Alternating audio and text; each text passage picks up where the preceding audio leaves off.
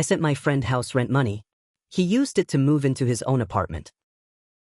The day my landlord threw my things outside, I was still defending my best friend.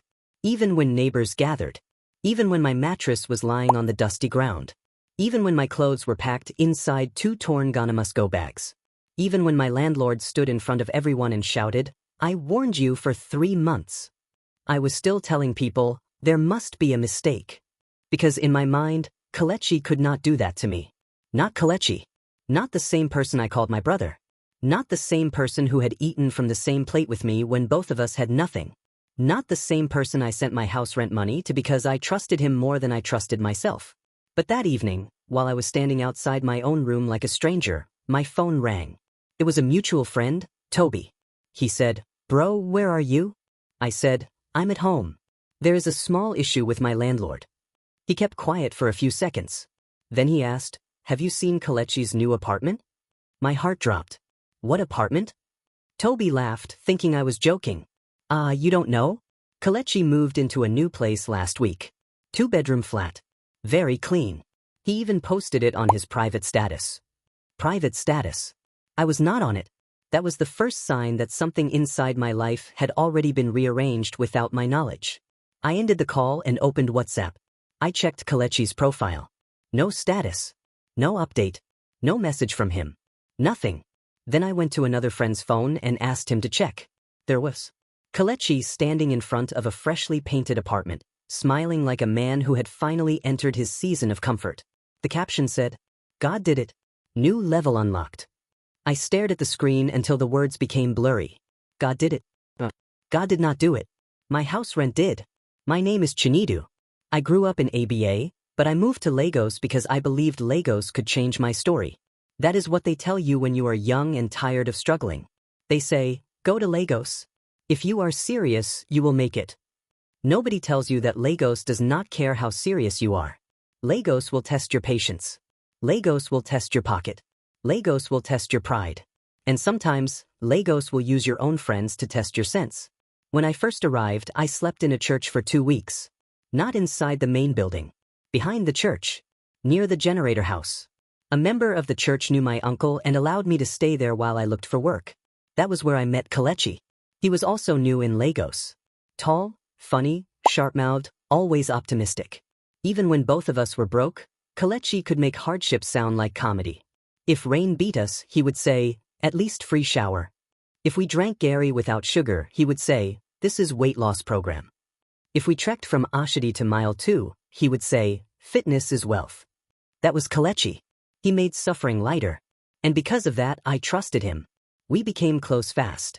When I got a small job at a warehouse, I told him first. When he got work with a logistics company, he called me before he called his family. We supported each other. If I had 2,000 naira and he had nothing, we shared it.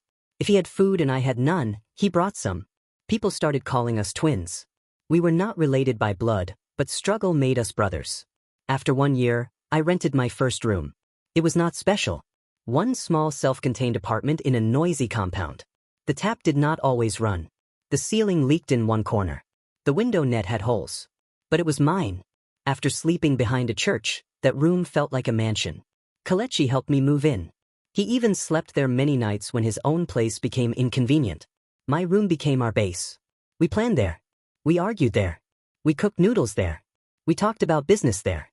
We promised ourselves that we would never betray each other like people in Lagos do. I remember one night clearly. There was no light. We sat outside under the compound security bulb, eating bread and beans. Kelechi said, "Chinedu, if money enters my hand before you, you will not suffer." I laughed. I said, "Same here." He stretched his hand.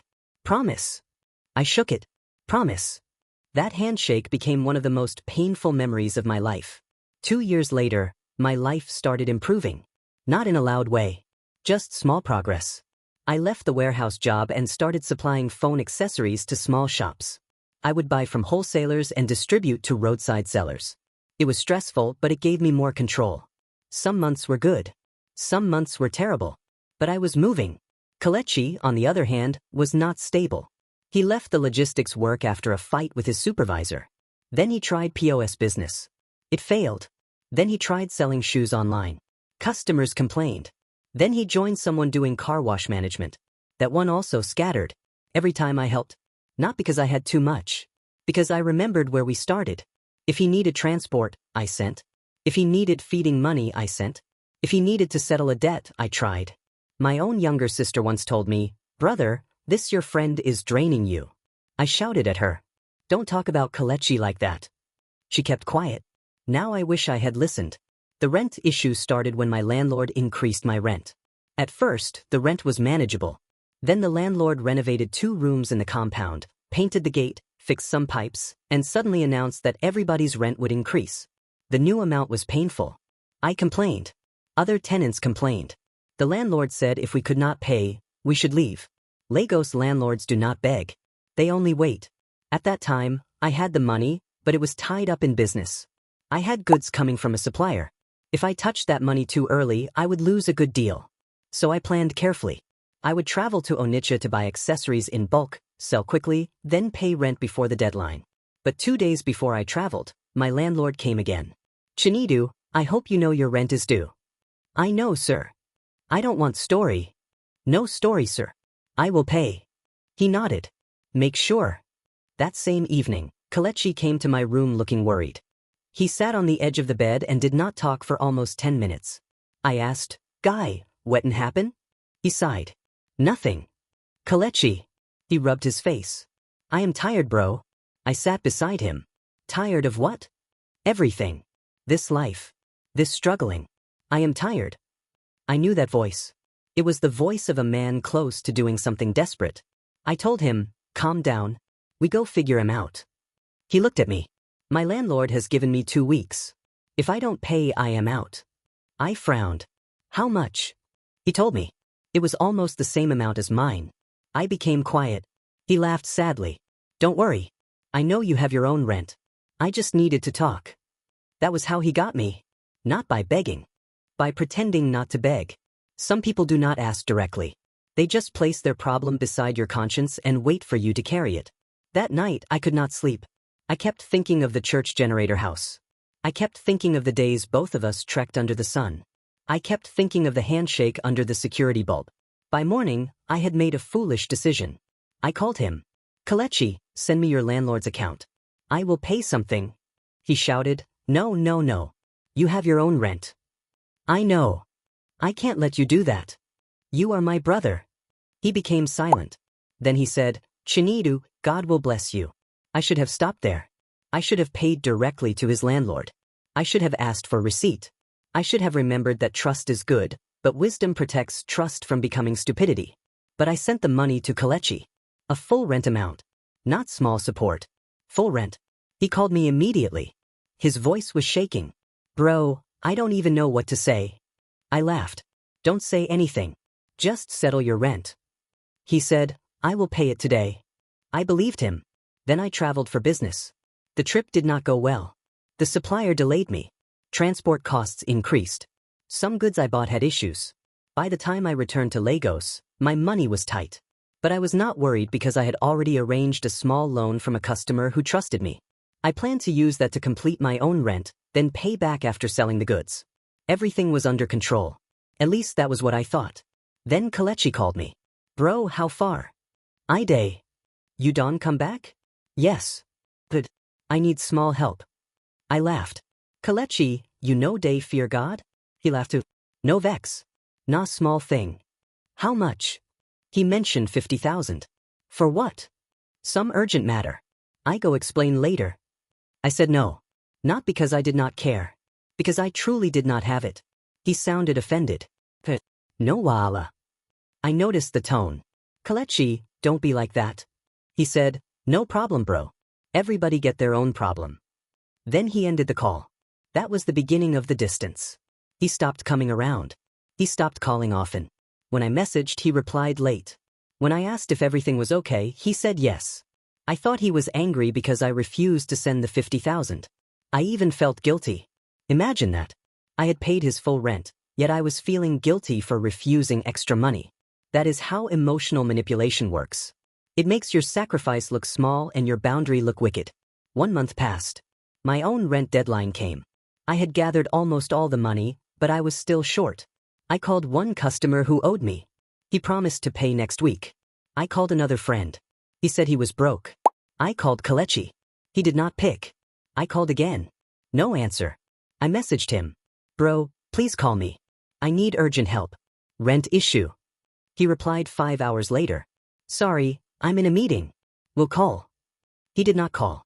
The next morning, landlord came. Shinidu, today is the last day. Sir, please give me 1 week. 1 week for what? I am expecting payment. He laughed. You people always expect payment when rent is due. Sir, please. He pointed at me. I have been patient enough. I begged. He gave me 3 days. For those 3 days, I ran around like a madman. I sold goods at lower prices. I called debtors. I begged. I did everything. Still I was short. I called Kalechi again. This time he picked. Bro, beg, I need help. He sighed. Shinidu, things are tight. My chest tightened. Kalechi, I know. But I just need something small to complete rent. Even if it is temporary. He said, how much? I told him. He whistled. That one hard O. I became quiet. He continued, you know I just settled many things. My own rent finished me. His own rent. The one I paid. I reminded him gently. But I sent you money now. There was silence. Then he said, yes, but you know rent is not the only thing. Agent fee, agreement, damages, other things. I frowned. Agent fee? Agreement? I thought you were renewing. He quickly said, yes. I mean landlord added some charges. Something felt wrong. But I was too desperate to investigate. Kalechi, anything you can do, please? He said, I will see what I can arrange. He arranged nothing. On the 4th day, my landlord came with 2 boys. I was not around. I had gone to meet someone who promised to lend me money.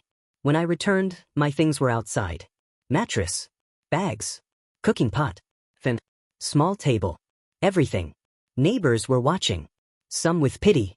Some with curiosity. Some with the enjoyment people get from another person's disgrace.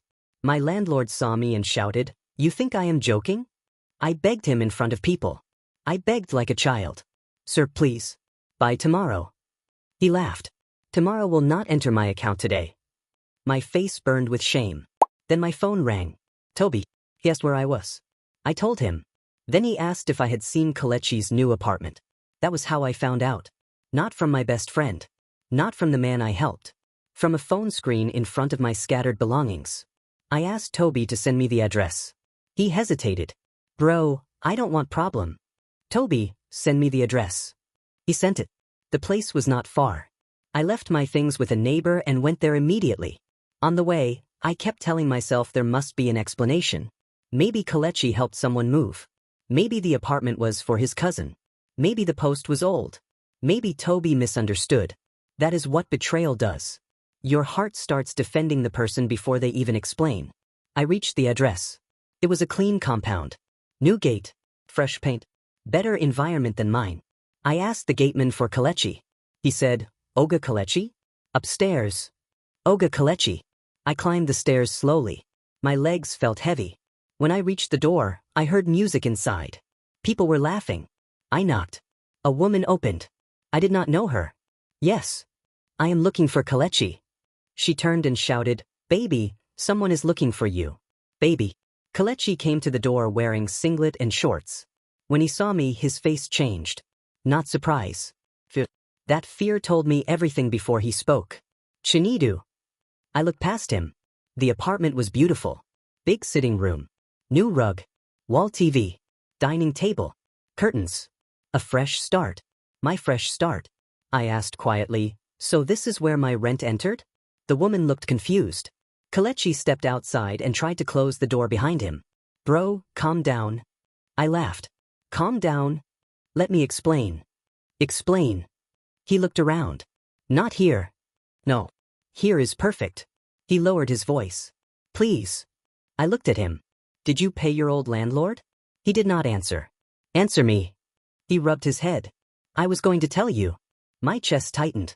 Tell me what? He said, that place was frustrating me. I needed to move. Opportunity came. I used the money as deposit. For a few seconds, I did not understand the sentence. Then it landed. I sent him money to stop him from being homeless. He used it to upgrade his life. Meanwhile, I became homeless. I stepped back and laughed. Not because it was funny. Because pain sometimes comes out like madness. You used my rent to move into a better apartment. He said, I plan to pay you back before your rent issue. How? I had one deal coming. Where is the deal? He said nothing. I looked at him from head to toe. So while my landlord was warning me, you were buying curtains? His face hardened. That was the second betrayal. Not what he did. What he said next. Chinidu, don't act like you are the only one suffering. Everybody has problems. I stared at him. Everybody has problems. The man standing inside an apartment paid for by my sacrifice was telling me everybody has problems. I nodded slowly. You are right. He seemed relieved. Then I said, but some people solve their problems by creating problems for others. His face changed again. The woman behind him asked, Kalechi, what is going on? I looked at her. Madam, congratulations on your new apartment. Kalechi said, Chinidu, please. I smiled. No, let her know. This apartment is sponsored by my house rent. She looked at him sharply. Kalechi? He became angry. Bro, why are you embarrassing me? That sentence almost made me lose control. Embarrassing him. My things were outside. My mattress was in the dust. My neighbors had watched my shame like cinema. But he was embarrassed. I looked at him and said, you have not seen embarrassment. I left. That night, I slept in my shop. On a wooden bench. My back hurt. Mosquitoes dealt with me. But the pain in my body was nothing compared to the pain in my heart. I kept replaying everything. The church. The Gary. The handshake. The promise. The rent. The private status. The new apartment. I realized something that night. Some people do not betray you because they hate you. They betray you because they believe your love will absorb the damage. They believe you will understand. They believe you are too soft to react. They believe your history together is stronger than your self-respect. Kalechi believed all that. He was wrong. The next morning, I went back to my former compound and packed my things properly. A neighbor allowed me to keep some items in his corridor for a few days. Then I called my younger sister, the same one who had warned me about Kalechi. When I told her what happened, she did not insult me. She did not say, I told you. She just sighed and said, brother, come home for 2 weeks. Reset. I nearly cried. Sometimes the person you ignored is still the person who will shelter you. I went back to ABA. Not permanently. Just to breathe. My mother saw me and knew something was wrong. Mothers have eyes that can hear. I told her everything. She listened quietly. When I finished, she said, Chinidu, a snake does not become innocent because it once shared shade with you. I sat with that. Then she said, you did good by helping him. But next time, help people with your eyes open. That became my lesson. I stayed in ABA for 3 weeks. During that time, Kalechi called many times. I did not pick. He messaged, bro, I'm sorry. I messed up. I was desperate. I didn't mean for it to happen like this.